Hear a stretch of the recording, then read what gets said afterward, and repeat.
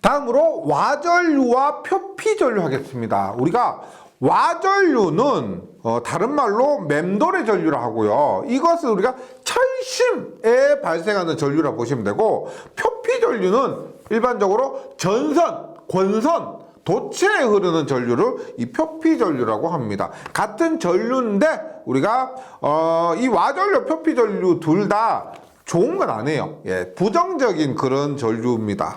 먼저 와전류부터 보도록 하겠습니다. 와전류는 에디 커런트입니다. 에디 뭐예요? 우리가 회오리 이런 의미죠. 회오리 전류, 맴돌이 전류라고 하는데, 이렇게 보시면 되겠습니다. 우리가 이런 철심이 있습니다. 철심이 있는데, 이 철심에 그래서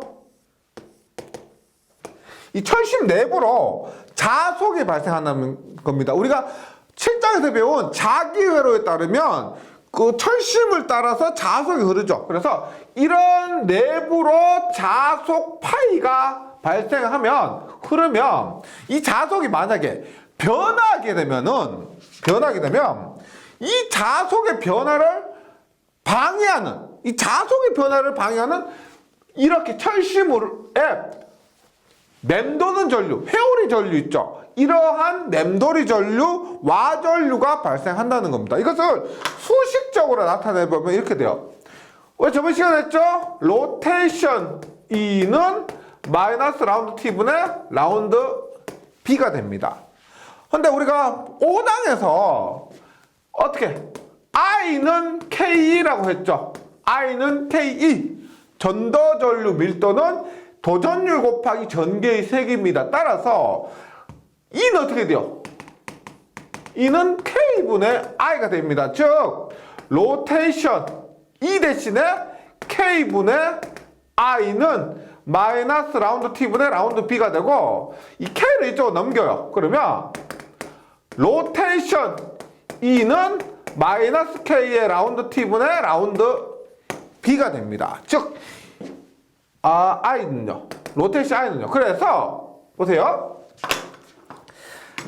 자속 밀도의 시간적인 변화는 그것을 방해하는 회전하는 전류, 로테이션 I, 회전하는 전류를 발생시킨다는 겁니다. 즉 여기에 철심의 자속이 교류 자속이에요. 그래서 시간에 따라서 변하는 자속이 이렇게 철심 단면을 흐르면, 이 철심 단면에서는 이 자속이 변화를 방해하는, 이렇게 자속이 이렇게 발생한다고 하면 이렇게 수직으로 자속의 변화를 막는 회전하는 전류가 발생하는데, 이 회전하는 전류를 우리가 에디 커런트, 즉 맴돌의 전류라고요.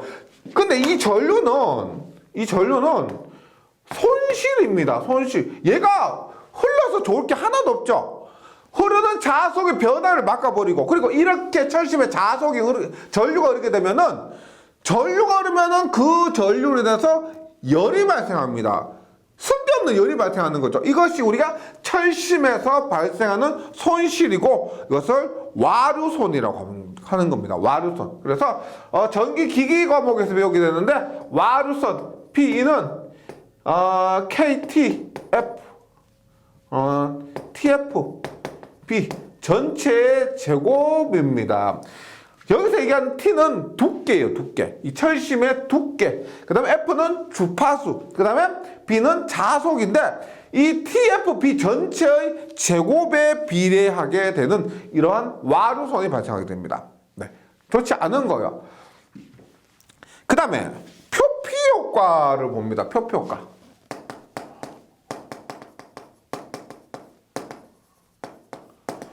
표피 효과 볼게요.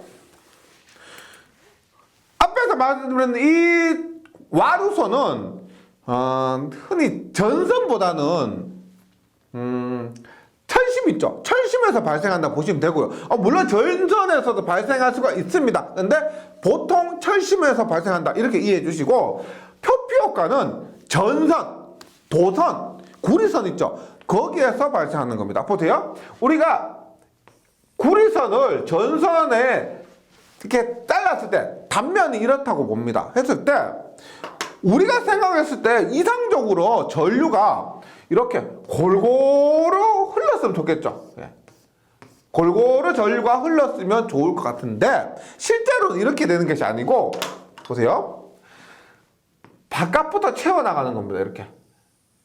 이렇게 전류가 흐르고 그 다음에 이렇게 전류가 흐르고 그 다음에 이렇게 전류가 흐르고 이렇게 전류가 흐르고 이 안쪽은 전류가 흐르지 못할 수도 있습니다. 즉 표피 효과가 뭐냐면 도선에 흐르는 전류가 안쪽으로 갈수록 전류 밀도가 낮아지고 바깥으로 갈수록 전류 밀도가 높아진다. 전류 밀도가 낮다. 전류가 잘 흐르지 못한다. 전류 밀도가 높다. 전류가 잘 흐른다는 것을 의미합니다. 그래서 표피 효과는 영어로 표피 스킨 이펙트예요. 그래서 원주형 이러한 도체 전선에 전류가 흐르면 도체 내부로 갈수록 전류가 세개하는 자수이 커져서 전류가 잘 흐르지 못하고 도체 표면으로 전류가 집중해서 흐르는 현상을 얘기합니다. 그래서 전류가 흐를 때는 안쪽은 잘 흐르지 못하고 바깥으로만 잘 흐르는데 우리가 여기서 전류가 흐르는 깊이 있죠. 이 깊이. 얘를 우리가 델타라고 하면서 침투 깊이라고 합니다. 즉 전류가 침투할 수 있는 깊이 델타예요. 그래서 중요한 건 뭐냐면 보세요. 델타가 크다. 델타가 크다. 그러면 표피 효과가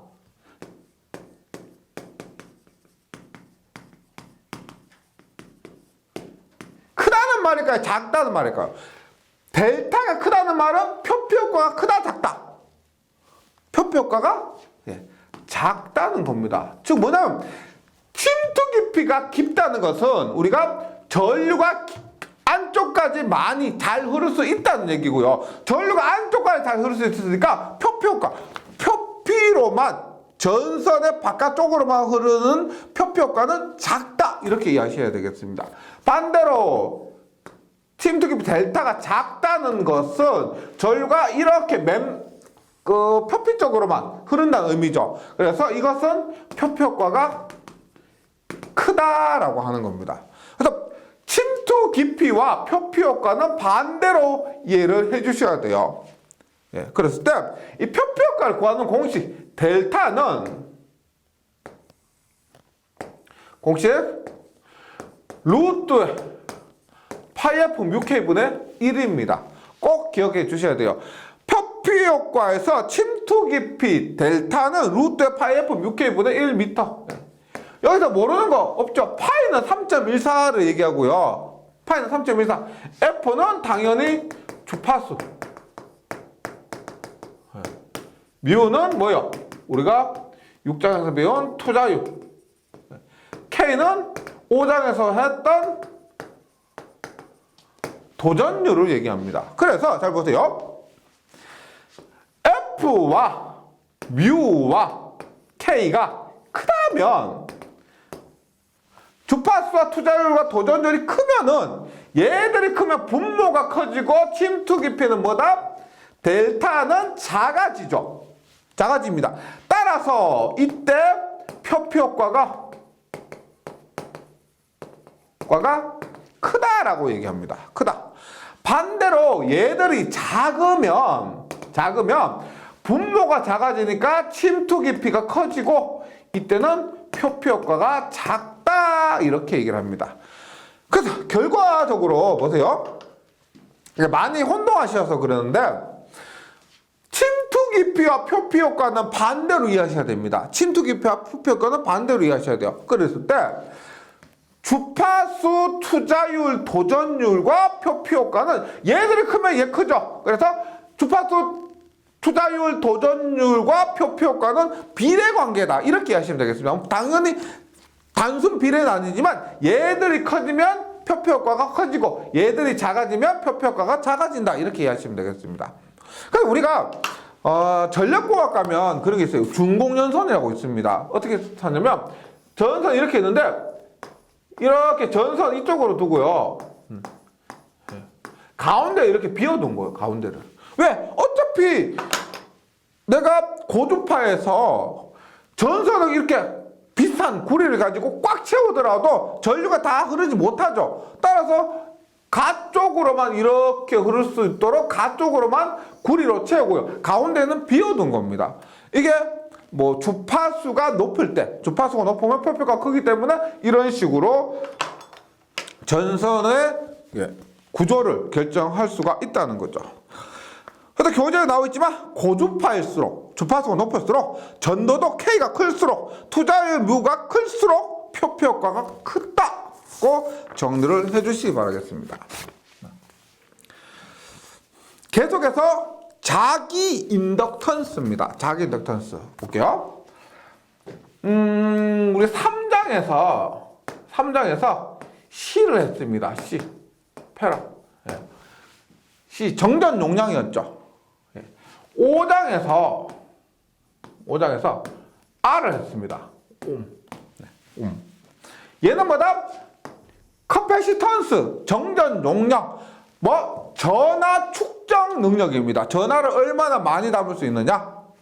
얘는 뭐요? R이고 단위는 옴입니다. 레지스턴스, 즉 전류 방해 능력입니다. 전류를 얼마나 방해할 수 있느냐. 그 다음에 지금 우리가 8장에서 뭐? L을 하고 있습니다. L이고 단위는 헨리요. 예, 헨리.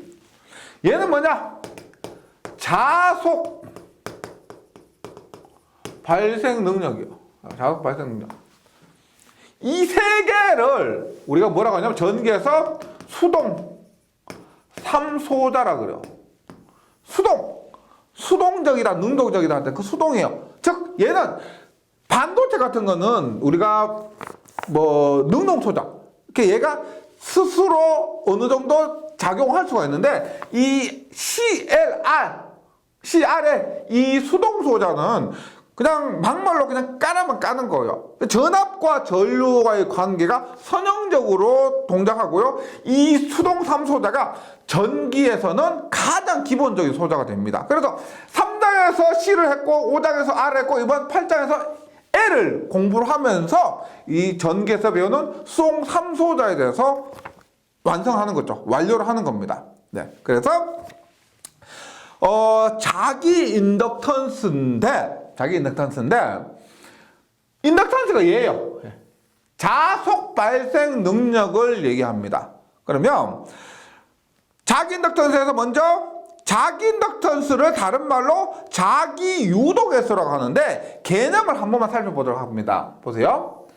우리가 7장에서 자기회로에 대해서 조금 공부를 했죠.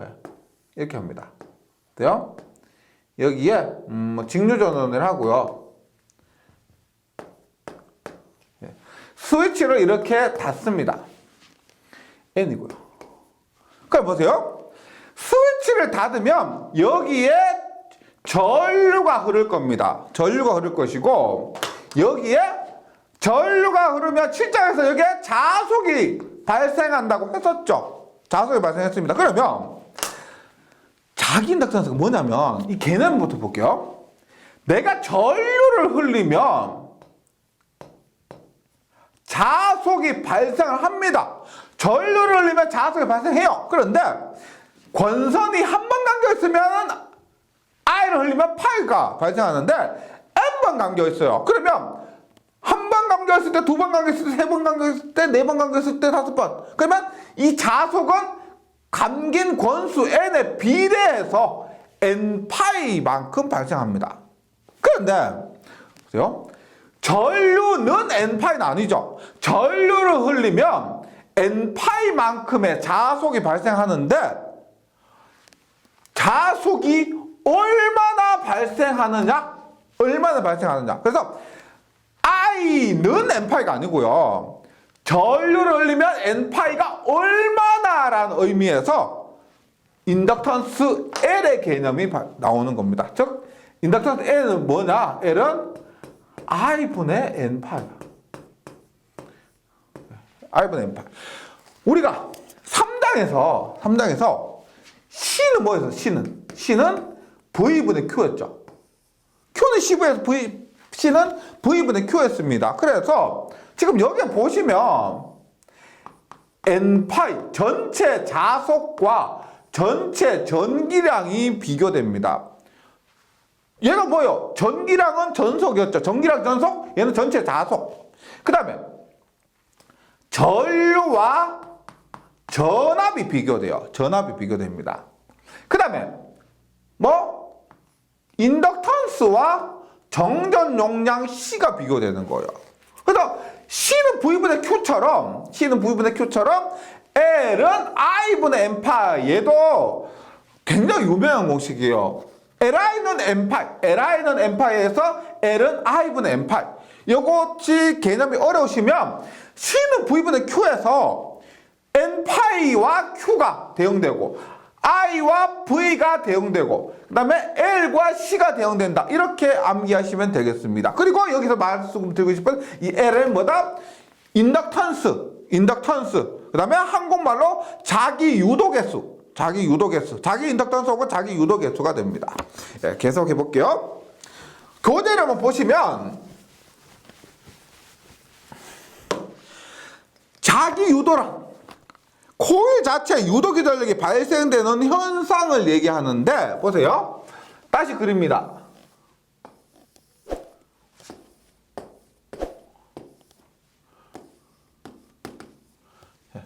보세요.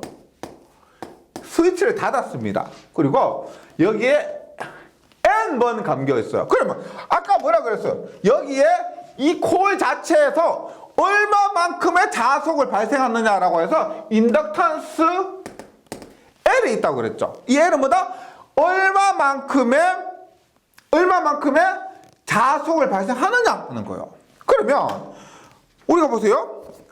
지금 이 코일에서는 저번 시간에 했지만 E는 N dt분의 d파이만큼의 기전력이 발생합니다. 뭐요? 패러데이 법칙에 의해서 기전력이 발생해요.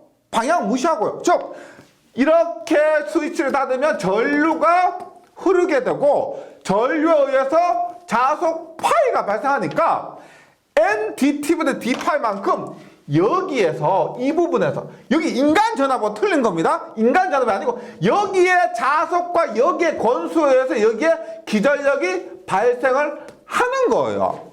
이렇게 코일 자체에 유도 기전력이 발생하는 현상을 우리가 자기 유도라고 합니다. 자기 유도. 자기에서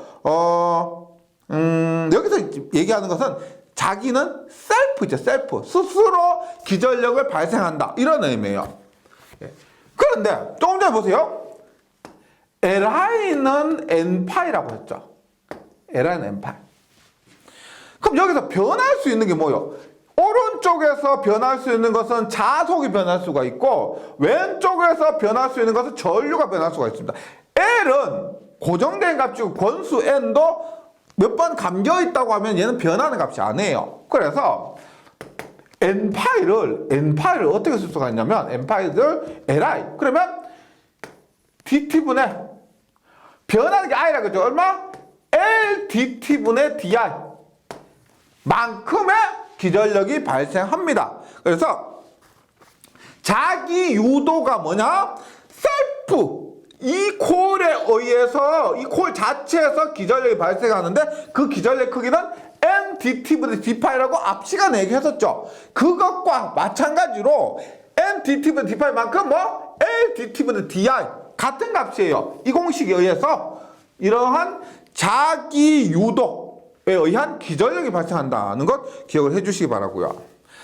그 다음에 자기 인덕턴스는 뭐다? LI는 N파에 의해서 L은 I분의 N파입니다. L은 I분의 N파. 그래서 자속 발생 능력, 자기 유도 능력의 정도를 나타내는 코일의 고유값입니다. L 값이 크면 발생되는 기전력도 크죠. L이 크면 기전력이 더 큽니다. 그래서 자기 유도 능력의 정도를 나타내는 코일의 고유한 값입니다. 혹은 L은 자속을 얼마나 발생하느냐. 자속을 많이 발생시키면은 기전력이 크니까 같은 의미로 이해하시면 되겠습니다. 그리고 단위는 이 단위만 봤을 때는 N파이니까 웨버 퍼 암페어죠. 웨버 퍼 암페어인데 L의 단위는 웹 암페어보다는 헨리를 더 많이 사용합니다. 헨리. 예, 헨리. 그러면 우리가 보세요. 계속 정전 용량하고 비교하면 굉장히 좀 수월합니다. 보세요.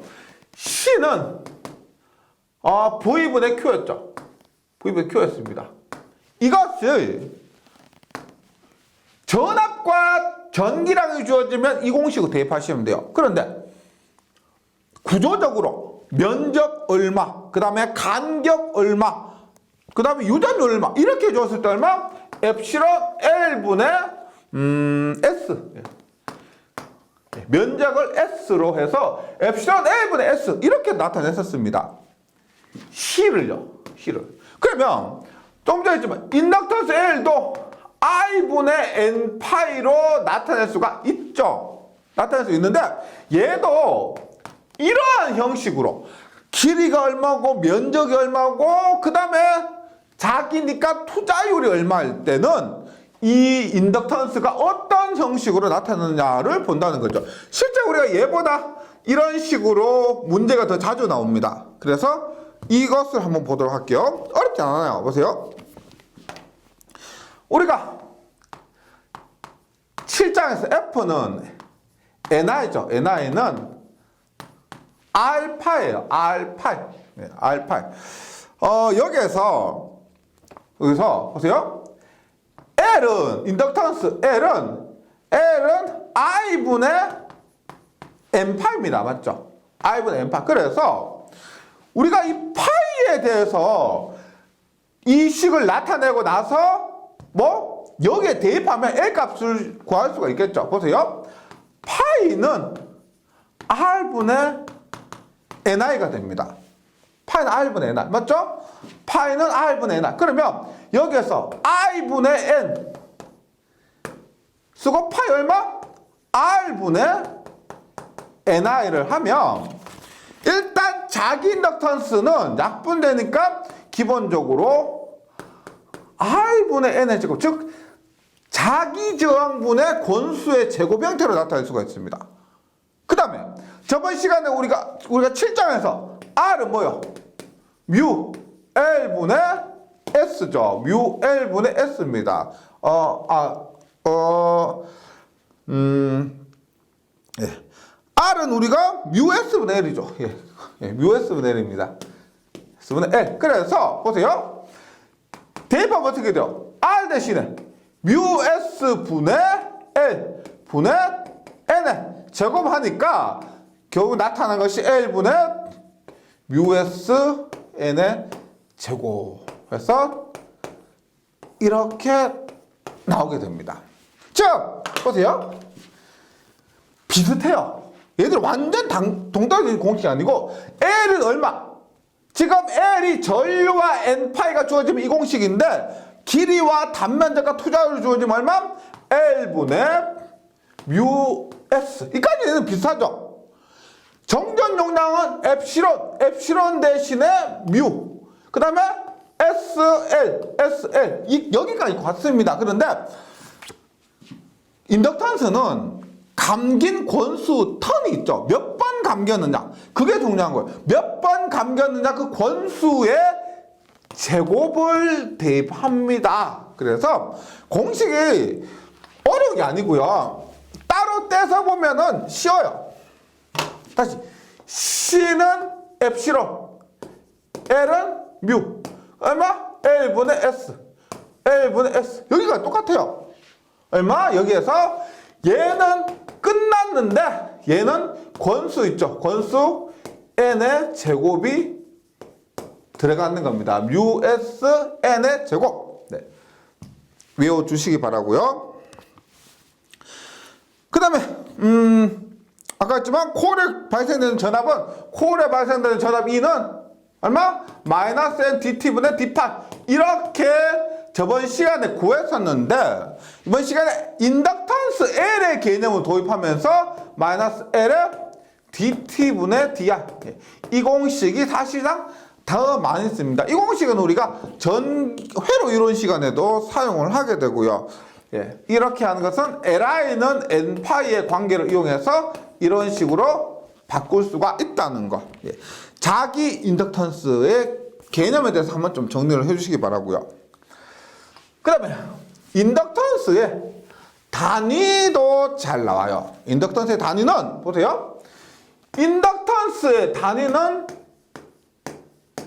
헨리입니다. 헨리. 그런데 앞에서 L은 N5분의 I로 하면서 웹/퍼 암페어 이렇게도 나타내죠. 웹/퍼 암페어 이렇게 나타냅니다.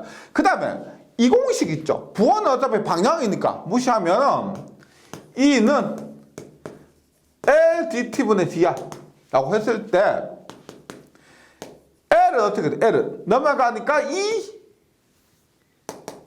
E DI분의 DT. 그러면 DI분의 DT입니다. 그러면 전압, 얘가 지금 전압이죠. 볼트. DI 전류죠. 암페어. DT는 세커입니다. 암페어분의 V 볼트 세커. 그럼 얘는 뭐예요? 암페어분의 V는 옴의 법칙에 의해서 옴세커가 되죠. 옴세커. 그래서 인덕턴스의 단위가 헨리 기본 단위고요. 혹은 웹/퍼 암페어 혹은 뭐 볼트 세커 퍼 암페어도 되고요. 옴세커 이렇게도 나타낼 수가 있다는 겁니다. 네, 이러한 인덕턴스의 단위고요. 그 다음에 우리가 정전 용량하고 비교하면서 공부하시면 굉장히 좋다 그랬습니다. 우리가 콘덴서에 축적된 에너지 뭐가 있다? C는 2분의 1의 CV의 제곱 2분의 1의 QV 2분의 1의 C분의 Q의 제곱 주그렸죠. 네. 근데 뭐라 그러냐면 보세요. 우리가 제가 앞에서 말씀드릴 때 C와 L을 비교하고요.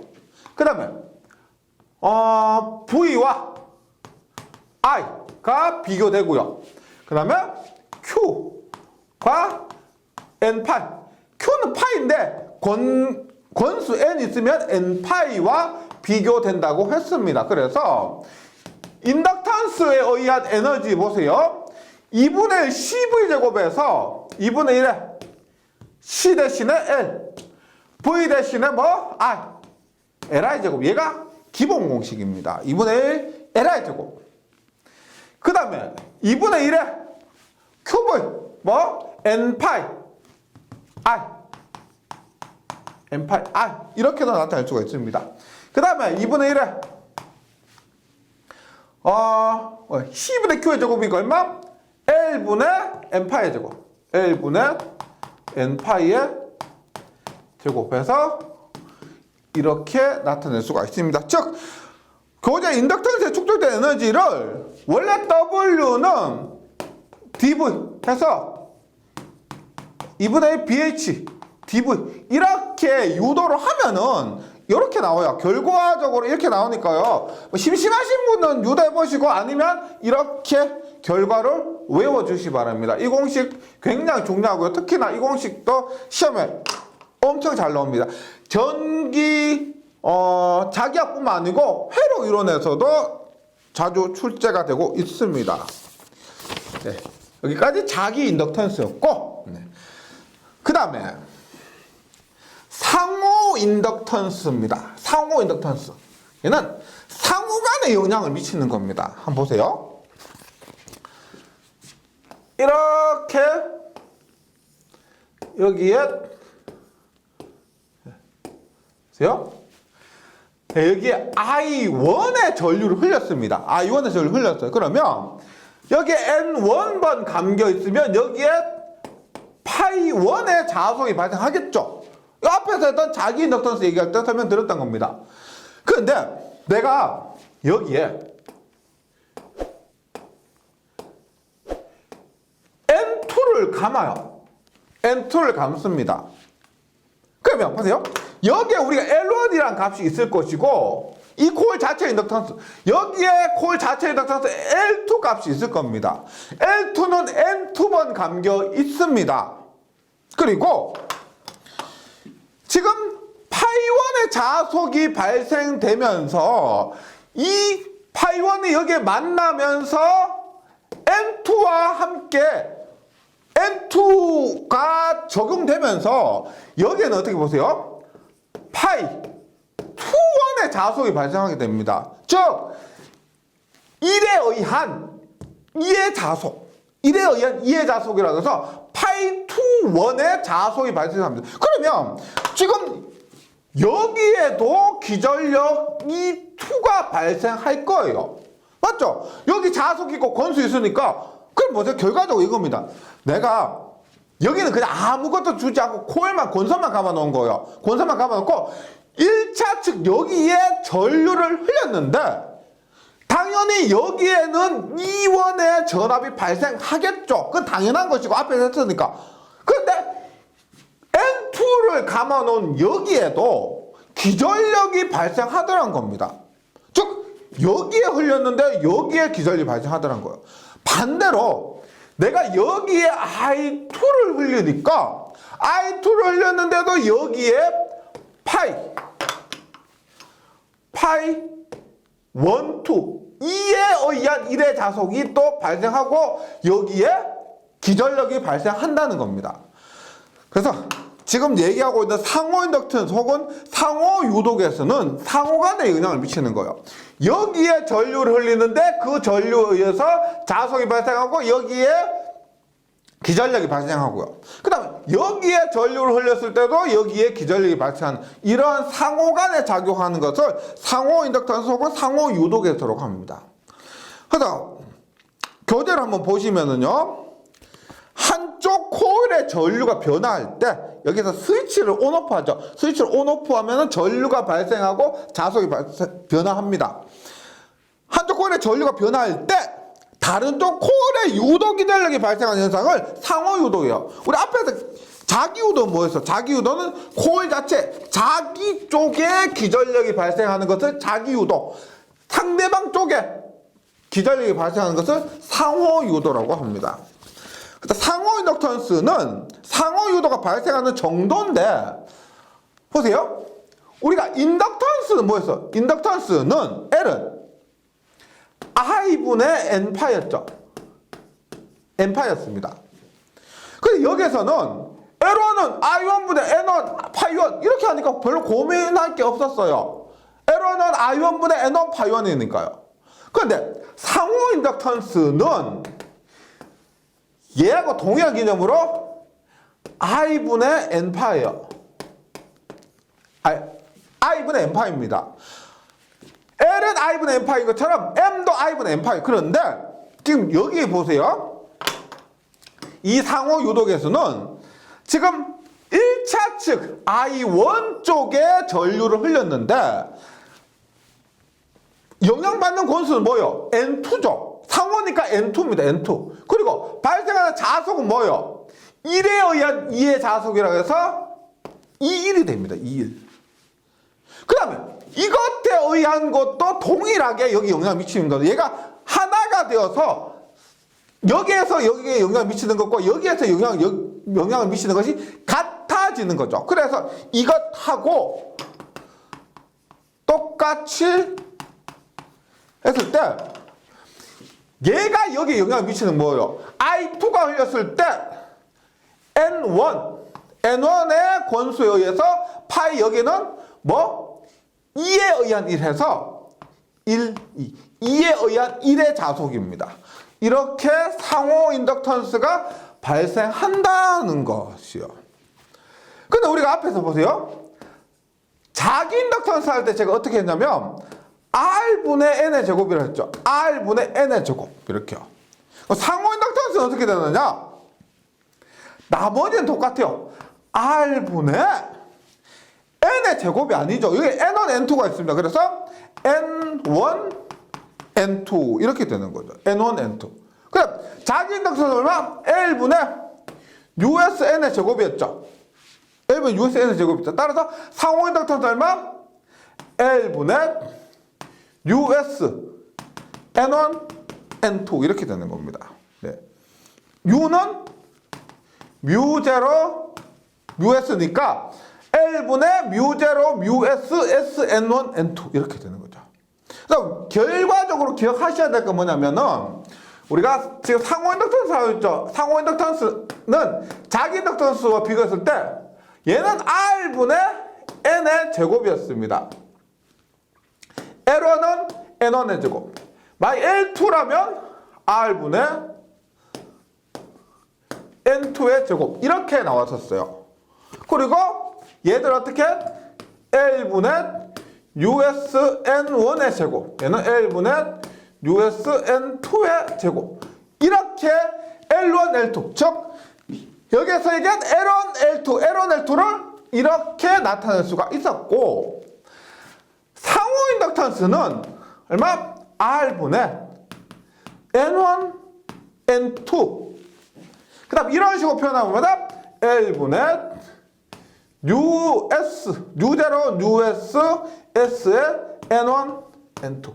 N의 제곱을 N1, N2 이렇게 나누어서 써주시면 되겠습니다. 이것이 상호 인덕턴스가 돼요. 그 다음에 그러면 I1에 의한 전압 I1만 흘렸어요. I1만 흘렸습니다. 그러면 I1에 의한 전압은 E1 1차측 전압은 어떻게 될까요? 1차측 전압은 L dt분의 di1 1차측에는 자기 인덕턴스 곱하죠. 그 다음에 dt분의 di1이에요. 그러면 2차측은 어떻게 될까요?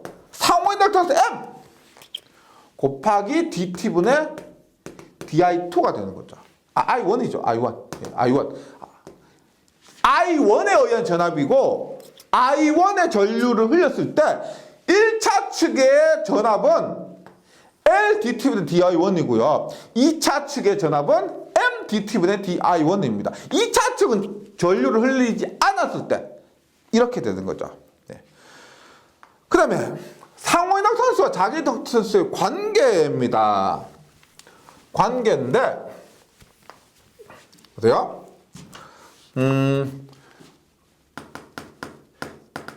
L과 M의 관계해. 우리가 L 값으로 M 값을 구할 수가 있습니다. 앞에 했지만 보세요.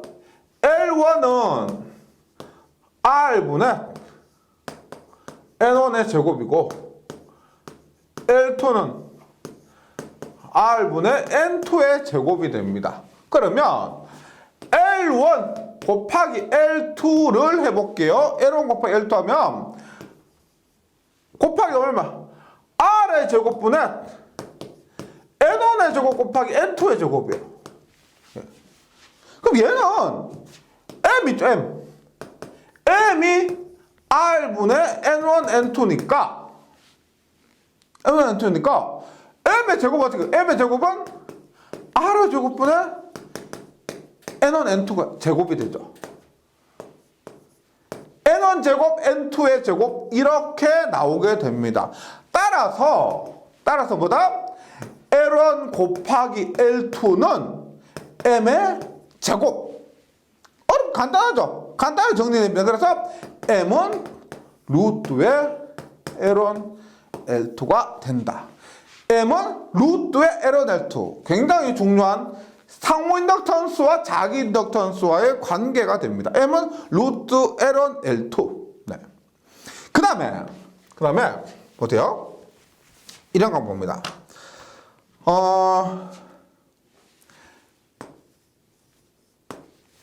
N1분의 N2 곱하기 L1 뭐예요? L1 뭐예요?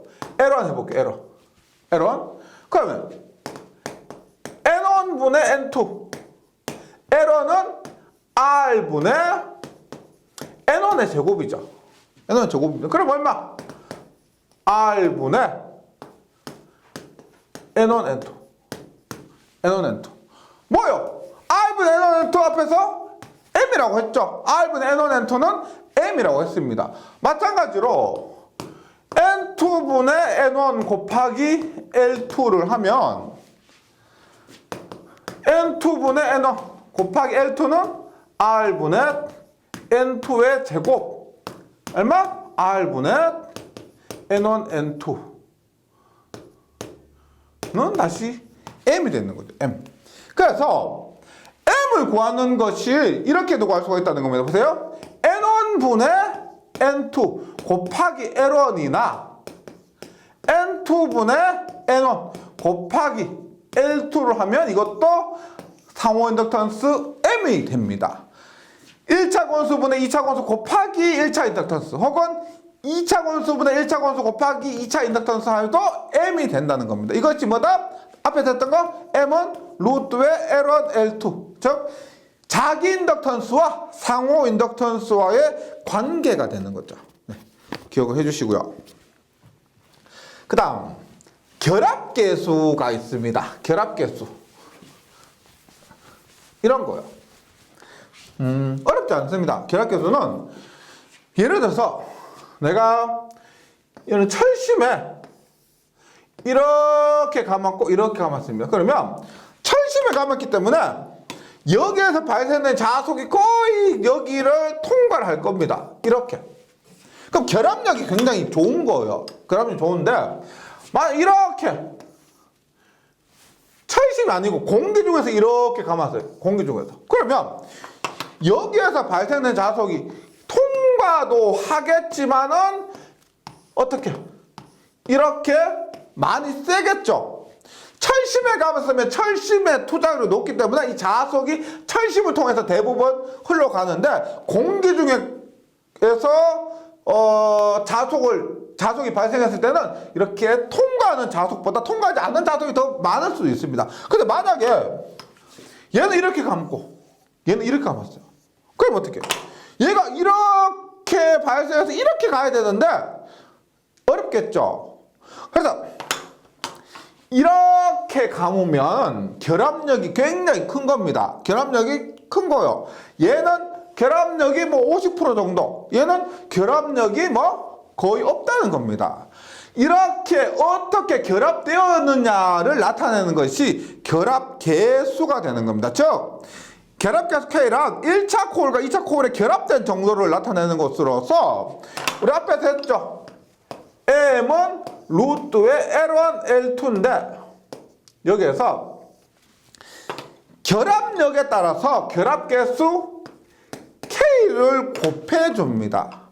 반대로 K를 구하려면 어떻게 돼요? K는 넘어가니까 루트 L1, L2분의 M이 되죠. 루트 L1, L2분의 M 이렇게 구할 수가 있고요. 그래서 K는 아무리 커도 1보다는 같을 수가 없고 아무리 작아도 0보다는 작을 수가 없다. 예, 결합계수 K는 어떻게 결합된 정도 1차 권선과 2차 권선이 결합된 정도를 나타내는 값으로서 이런 식으로 정리를 해주시기 바랍니다.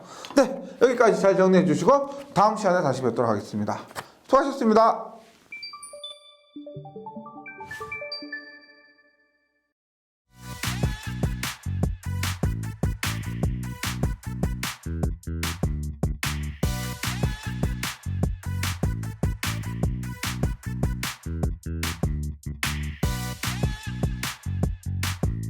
전기 소방 자격증 전문 교육으로 합격을 번개 배송. 따산 에듀